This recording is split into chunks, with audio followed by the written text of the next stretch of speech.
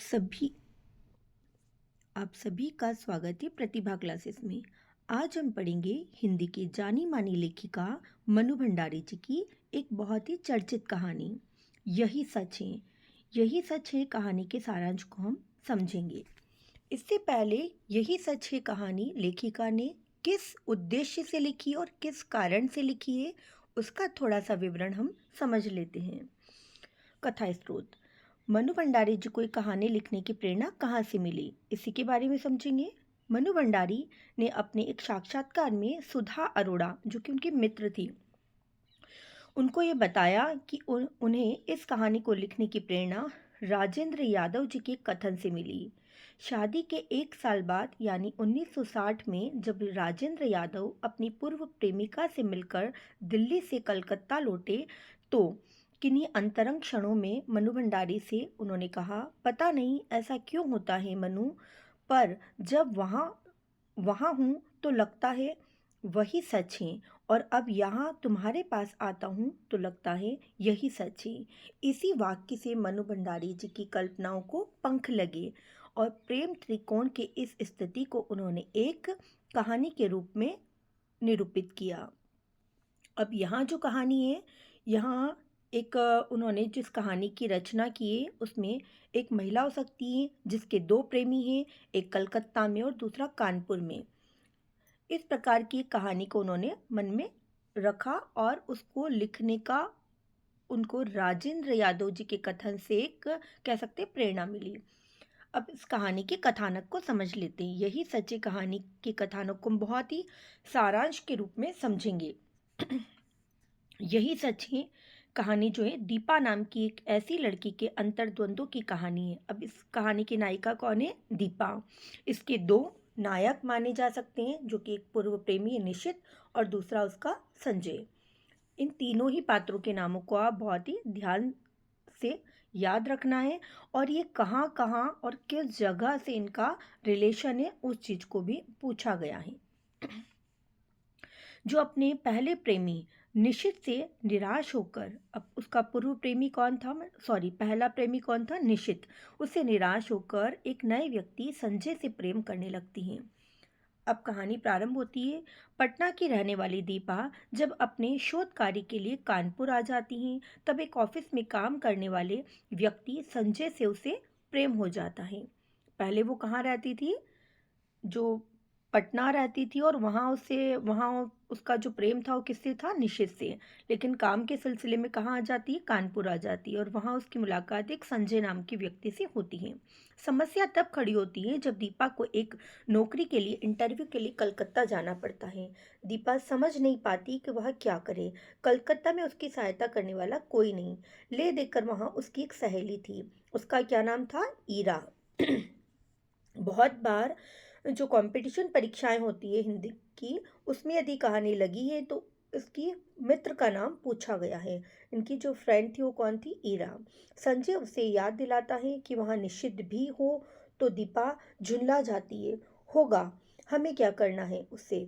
और यह भी कह देती है, देखो संजय, मैं 1000 बार तुमसे कह चुकी हूँ कि उसे लेकर मुझसे मजाक मत किया करो। किंतु जब वह कलकत्ता जाती हैं और शाम को ईरा उसे कॉफ़ी हाउस ले जाती है, तब अचानक उसकी मुलाकात किससे होती है?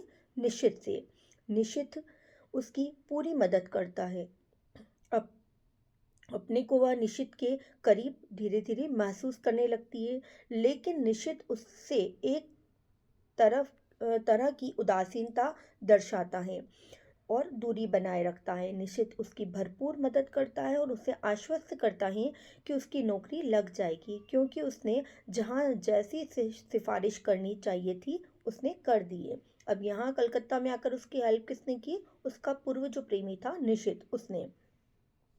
इंटरव्यू देकर दीपा कानपुर लौट आती हैं। वापस जाते समय रेलवे स्टेशन पर सी ऑफ करने के लिए कौन आता है? निशित आया जरूर था, किंतु उससे उस तरह का व्यवहार नहीं किया जैसे कि उसके लिए दीपा तड़प रही थी। ट्रेन की छूटते छूटते निशित की गाड़ी के साथ उसके कदम आगे बढ़ जाते हैं और हाथ धीरे धीरे ढीला हो जाता है, छूट जाता है। गाड़ी चल देती है। निशित के उस हल्के से स्पर्श से विभोर हुई दीपा मन की गहराइयों में डूब जाती है। मन करता है कि चिल्ला पड़ूं, मैं सब कुछ समझ गई जो तुम इन 4 दिनों में नहीं कह पाए।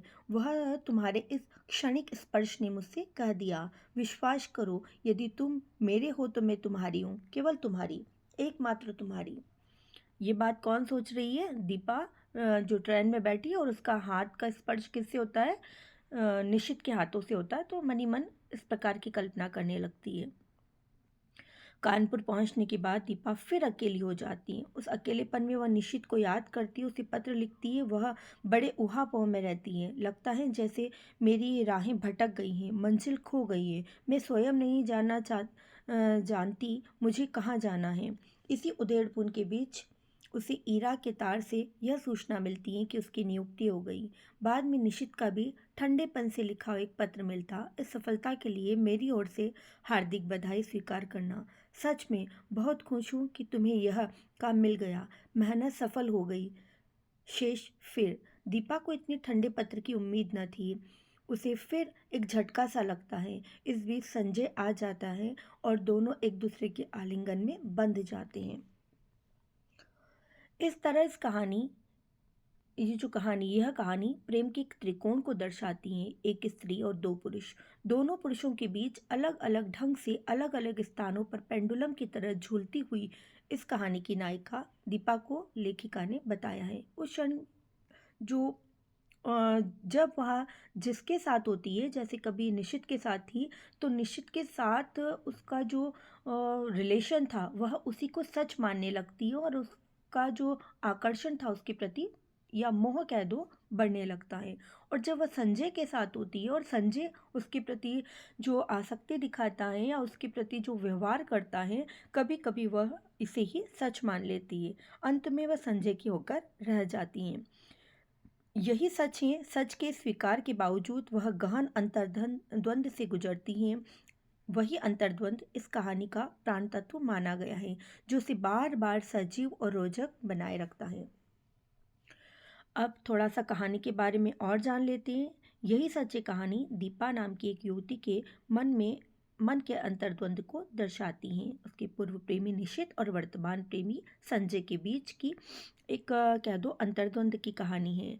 इसी कहानी के बारे में यहाँ पर हमने बहुत ही शॉर्ट में थोड़ा सा और बताने का प्रयास किया है, ताकि आप यदि पूरी तरह से इस कहानी को न पढ़े तो बहुत ही शॉर्ट तरीके से इस कहानी को समझ लें। इसकी मुख्य पात्रा है दीपा, कहानी की नायिका है जो अपनी भावनाओं और प्रेम संबंधों में उलझी रहती है। निशित दीपा का पूर्व प्रेमी है जो कलकत्ता में मिलता है।